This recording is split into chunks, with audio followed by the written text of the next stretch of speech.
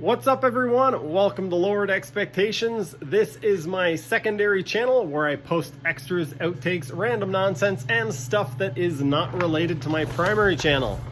That channel being the Joel Arsenault YouTube channel where I post primarily jet ski related content. I'm walking through my garage to try to show you guys some of the jet ski related stuff.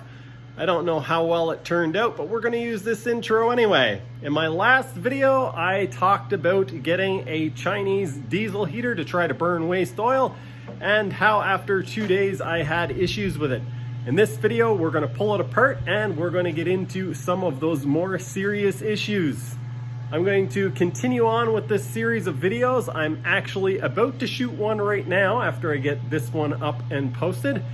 And it'll be a few videos down the road, but a lot of people have been commenting on other videos saying that all you have to do is lean it out. If it's burning with too much carbon, just lean it out and that will solve everything. So I actually did a test last night, and I won't spoil the results for you, but that is my Chinese diesel heater. That is the fuel in the tank that you can see there.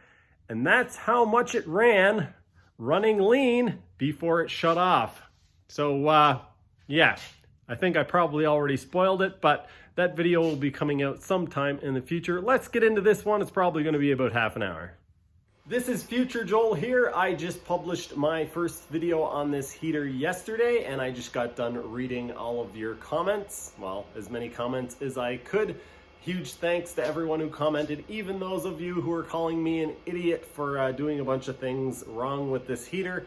I realize that I did a bunch of things wrong. There are a whole bunch of people on the internet who did things right and are only burning diesel in these, or kerosene, basically fuels that make sense. But that's not why I bought this, and that is not going to be my video series.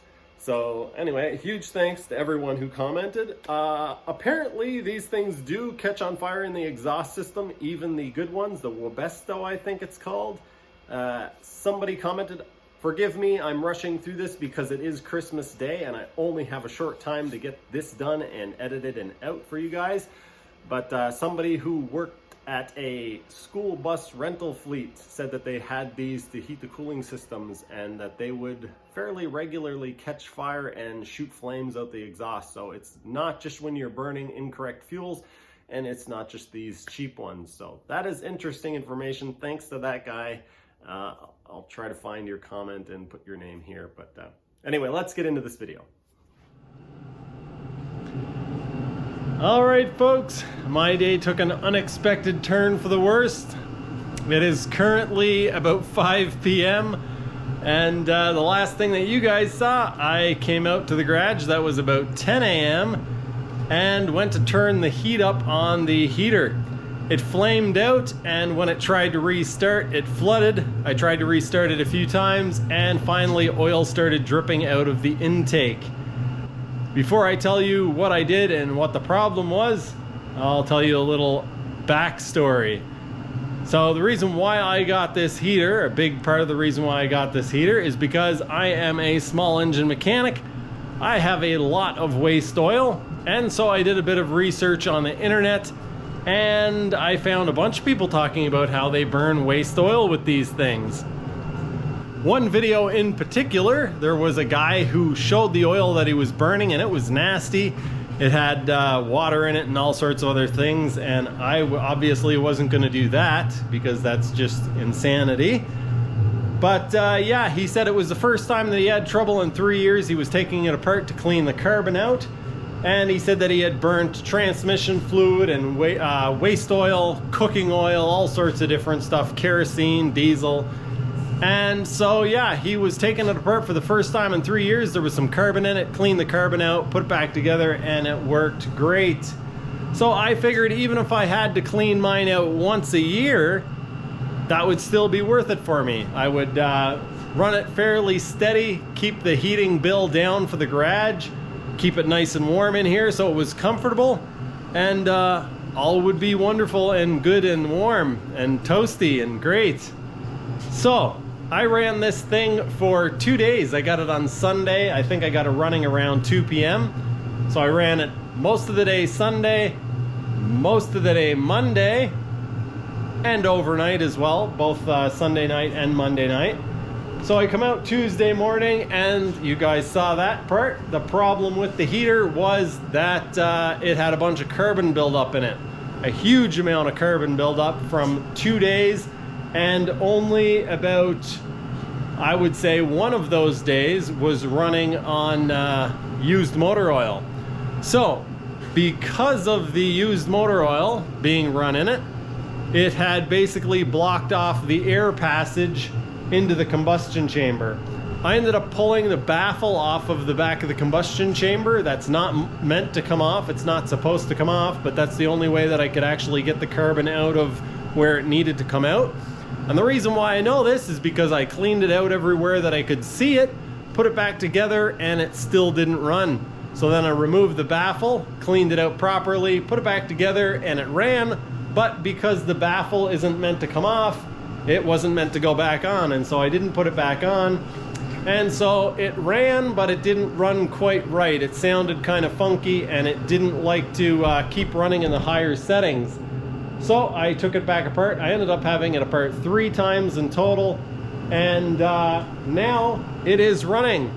But the reason why I got this thing is because I would basically have free fuel, or at least some free fuel, to run this thing. And now I'm a little bit nervous about running that fuel, because in 2 days it carboned up so bad that it wouldn't run anymore. And well, that is just a whole lot of work for heating the garage the way that I was. So what am I gonna do? I am going to continue trying. I'm going to mix the used oil with diesel and or gasoline and hope that that works. I'm also going to look into using a combustion chamber cleaner that actually goes into the fuel. Hopefully I can continue running some of the used oil that I have. It's probably going to mean that I end up mixing at about 50% with diesel and or gasoline. So it is Thursday evening around 8:30 p.m. and I've already had this thing apart once. As you can see, it is apart right now. I didn't film it last time, so I figured I would film it this time. So after running it for 22 hours, it had some problems. I had to clean the carbon out of it. I thought that it might be that it was carboned up because I had burnt some chainsaw bar oil in it. There's a whole lot of goofs on the internet that are saying that these things run perfectly fine on waste oil, and I'm here to tell you that they do not. I've been running this on a mixture of waste oil and diesel, or waste oil and gasoline, and well, this is the result. This thing is ridiculously clogged up. I guess I should take a little step back and say that I have cleaned this out once already, and it wasn't nearly as bad as it is this time. So it's actually worse now than it was before. I'll try to calculate how many hours I've actually run it for, but I think it probably gets about 44 hours before it clogs up. I got this on Sunday, hooked it up around 2 p.m. and at 10 ran it pretty steady, and by Tuesday at 10 a.m. it didn't work for me. So just wait until you see the stuff. This is only just a little bit of it. That is a lot of stuff. So to answer the question if you can burn waste oil in these things, the answer is, in my opinion, no, not in any practical way. If you want to clean it out every few days, then sure you can, but yeah, it's going to give you trouble starting. Waste oil doesn't like to start as well, and it builds up a huge amount of carbon. The carbon that gets plugged up in here is it's not just soft carbon, it's pretty substantial. It's quite difficult to clean out. I ended up breaking the end off here to be able to clean it out. This baffle normally goes over the top here, and so you can't get at the passages in through here. And so I broke that off and then made a bracket to screw it back on. So this is making my life go a little bit easier. All right, folks, I'm going to shut the camera off and yeah, take care of some of this stuff myself.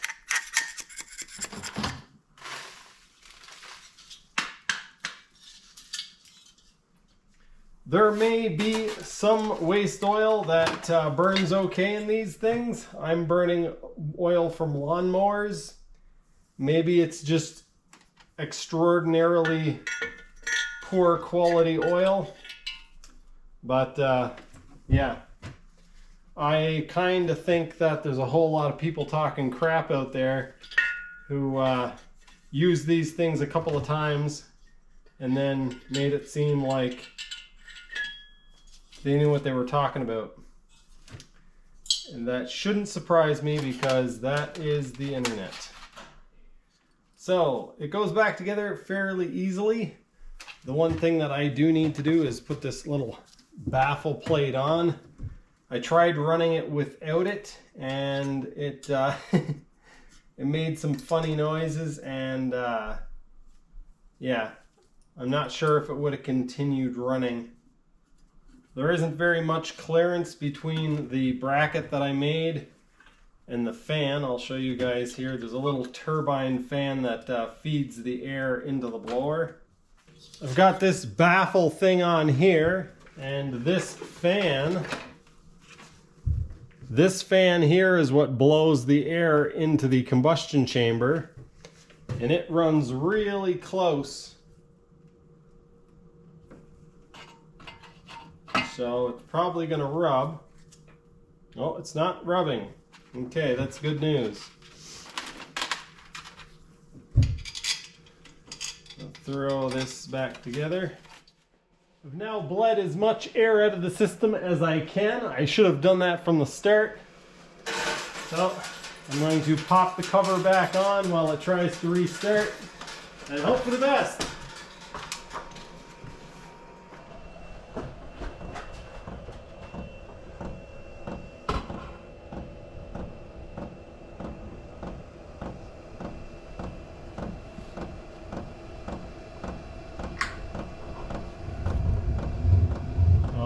We got burn.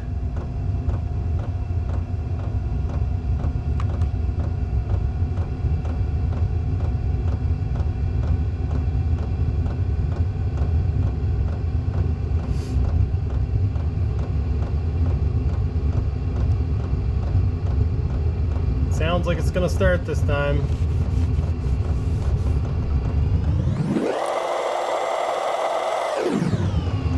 Fan kicks on to high way too soon. I think it's going to keep going anyway, but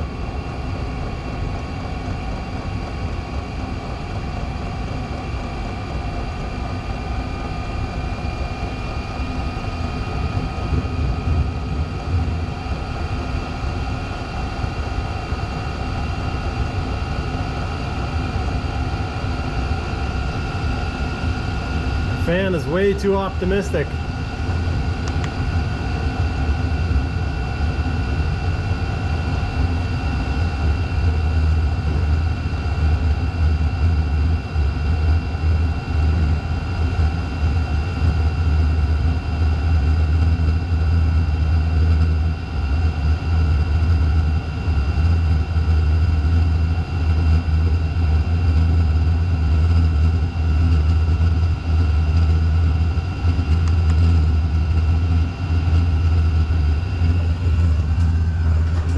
Smoke coming out of there. I'm going to turn the ventilation on.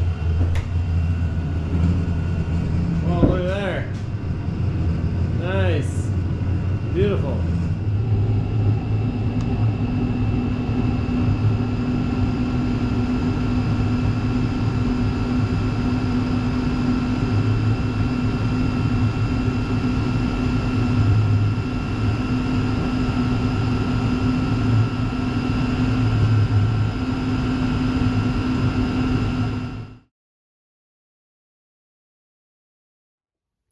You can set the heater to shut off at a given temperature, but I want it to continue running because it's more likely to have issues on startup and shutdown.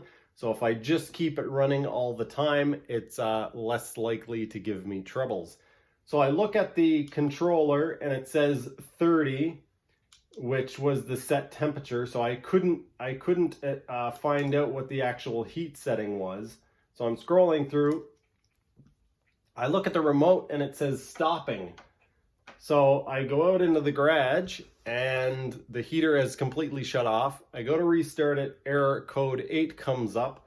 I come in the house, check to see what error code 8 is, and most people are saying that it's a fuel issue. So I go back out into the garage, check to see that there's fuel and that there's fuel in the line.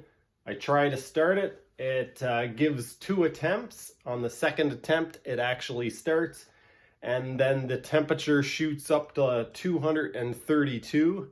On the first day that I had it, it actually shut down because it said that it was overheating. I didn't see what the temperature was, but anyway, when it got to 230, I was starting to panic a little bit because it normally runs between 206 and 212-ish. So anyway, I turned the heat all the way down to setting 1, and it seems to be okay now. It is running at 208, 210, and so everything seems to be okay. But I thought I would throw this clip in because it's just one more kind of glitch or thing that, you know, if you're buying a heater to heat your garage, again, if it was burning diesel, it probably wouldn't do this. I think these glitches are partly because it, Megan just got home. It starts harder on the diesel, or starts harder on waste oil than it does on diesel. So again, not the fault of the heater, but if you're planning on buying this to burn waste oil or a waste oil mix, you're probably going to be disappointed. Having some issues with my diesel heater. Just wondering if the exhaust is supposed to be glowing red like that.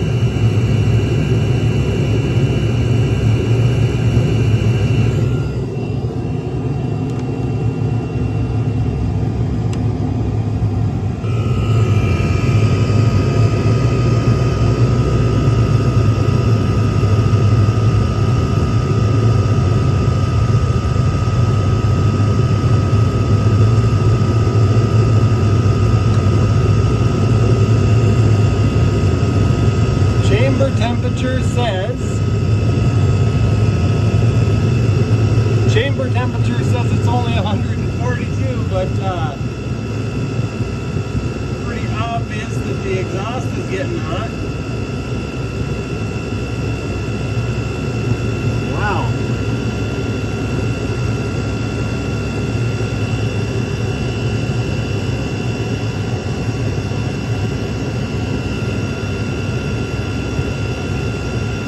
Alright, I'm going to turn it down to the lowest setting here for a minute.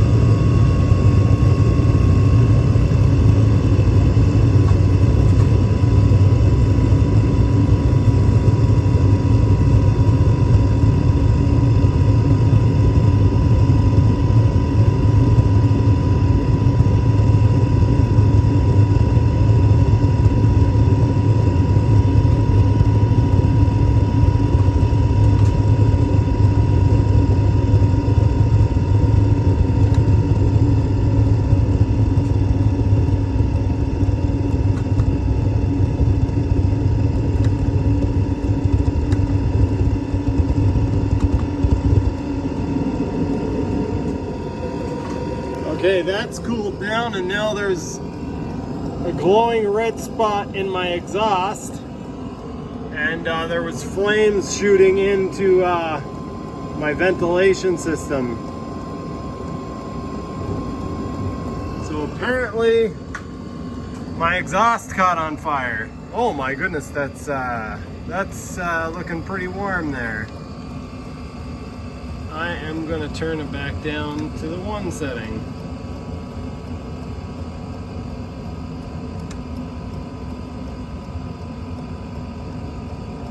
Yeah, I think I'm not going to be running this anymore because that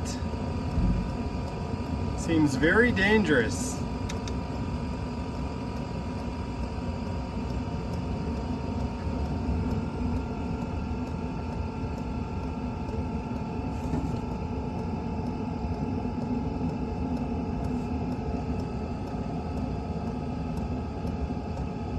So basically a chimney fire, but in a diesel heater.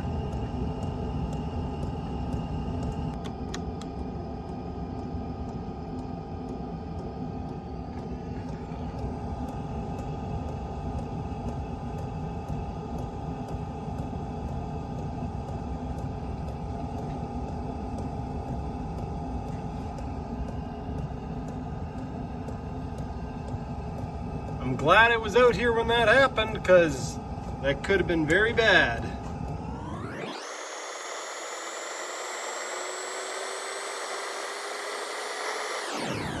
I'm expecting it to burn out any minute now. There can only be so much stuff in there.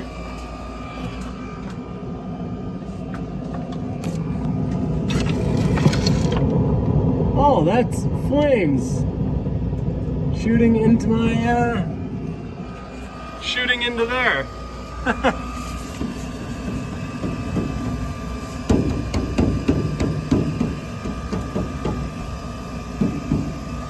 That's great. It's wonderful.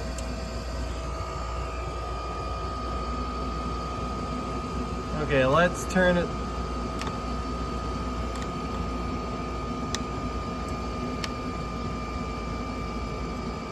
Back to 1. The heater has cooled down, everything is fine, no need to panic. I've got it shut off right now, and I've removed the muffler, which is all discolored and rattly now. We'll talk a little bit more about this in a second. What I think happened is basically I'm burning waste oil, diesel, and gasoline, or a mixture of the 3 things sometimes. And the oil doesn't burn terribly well. It built up in the chamber, also in the exhaust, and then finally it had a combination of enough heat and enough air that it lit on fire and then worked its way through the system. And when I came upon it, it was working its way out the exhaust into the muffler. And yeah, it burned everything up and in a fairly exciting way. So that was pretty cool. Obviously, this is not an ideal situation, and this could have very easily burnt my garage down if I wasn't here to tend to it. Even if the exhaust doesn't catch on fire on these things, it gets really, really hot enough to combust paper, cardboard, wood, most other flammable materials, including diesel that could quite possibly drip down onto the exhaust. So you want to make sure that these are installed in a safe area and that the exhaust isn't exposed to anything that could catch fire, including the way that you run it through an outlet. You can buy proper outlets or make something so that the heat from the exhaust doesn't get distributed to whatever you're running the exhaust through. A wall, for example, if you just poke a 2-inch hole through a wall and run your exhaust out, it could catch fire, could catch your wall on fire. So be safe. Not like me. All right, folks, I think this is going to be the last update before I conclude this video. It is currently minus 21 Celsius outside. Here is the temperature. And it is 13 degrees in here at the thermostat, but I suspect it's actually warmer than that in here, which is why I have my temperature gun. The thermostat is over here by the door, and so it's a little bit chillier over here, simply because the door is right there, and this area is actually vented to the outside behind this wall. So if we check here, it is actually 12.8, about 13 degrees around the thermostat. But if I come over here to the filing cabinet, we've got 16 degrees. And if we go over by the mill, 17 degrees. This is normally where I'm working. It's right by the window, so it's probably going to be a little chillier. It says 14 or 15 degrees. The window itself is like 6 degrees, but the X2 is 15 degrees. I just filled up the fuel tank once again. I've had it running on the number 6 setting. The heater itself is running about 210 degrees Celsius. Battery is staying up to 13 volts.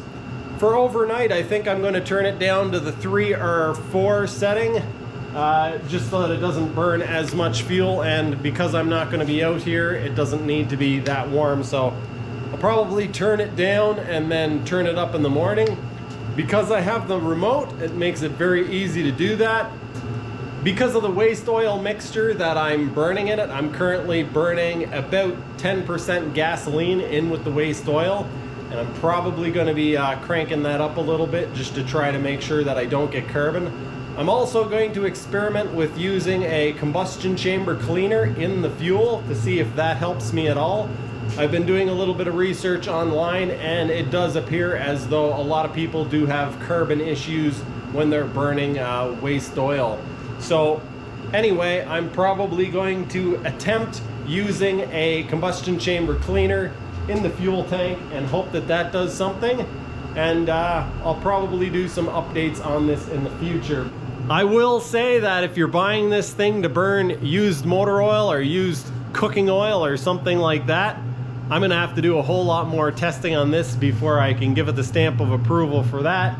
I know a whole bunch of people on the internet say that you can do it and they've done it without trouble, but I got less than 3 days before it was so full of carbon that it wouldn't run. If you're just burning home heating oil or diesel oil in it, it still has some quirky little issues and isn't exactly user-friendly.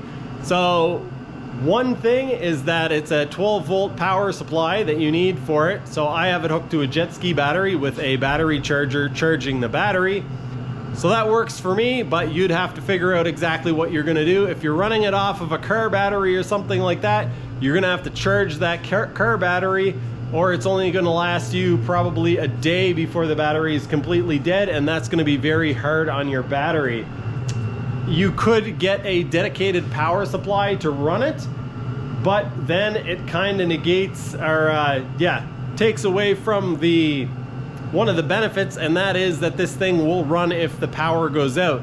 So right now, if my power goes out, it's running off of the 12-volt battery. It'll continue to do so for probably, I don't know, 10 hours, and only once the battery goes dead will the heater shut off. But if I had it hooked up to a 12-volt power supply plugged into the wall, as soon as the power went out, the heater would shut off. So that is not ideal. The exhaust gets very hot and it is kind of noisy. It's not just like a normal heater where you set the thermostat at, say, 18 Celsius.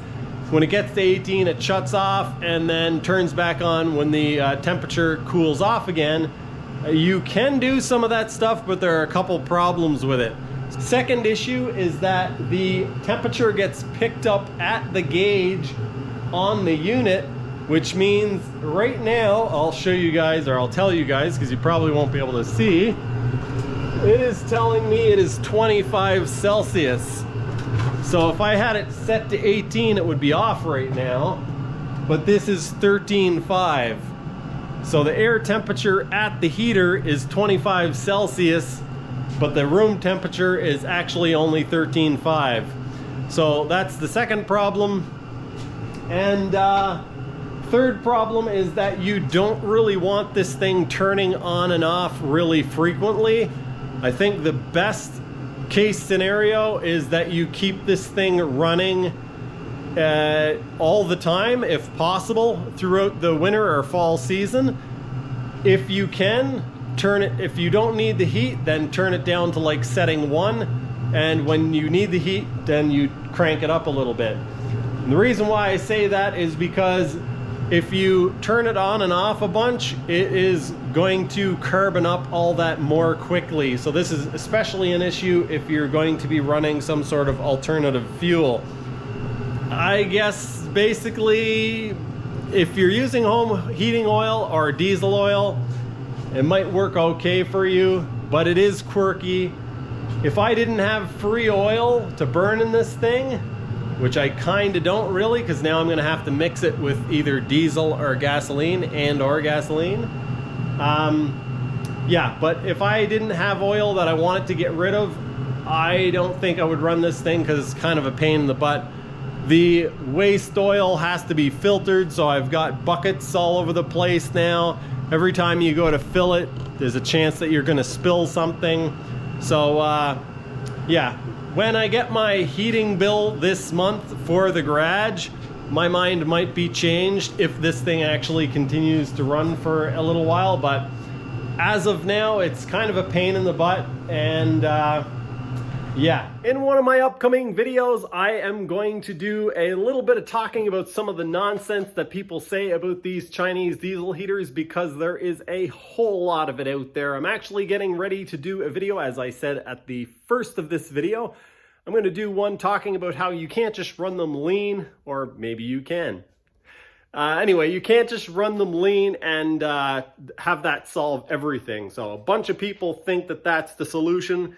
A bunch of people also think that if you just mix something like some more flammable like gasoline in, that will take care of the problem, or something that burns cleaner, that will take care of the problem. And I am going to do some videos that basically debunks that. I hate to use that term, but ultimately what it comes down to is there is a bunch of junk in used motor oil, and that junk has to get through the system somehow, and most likely the way it's going to get through the system is by you burning off the stuff that does burn well, and then you digging the rest of it out of the burn chamber after your heater stops working.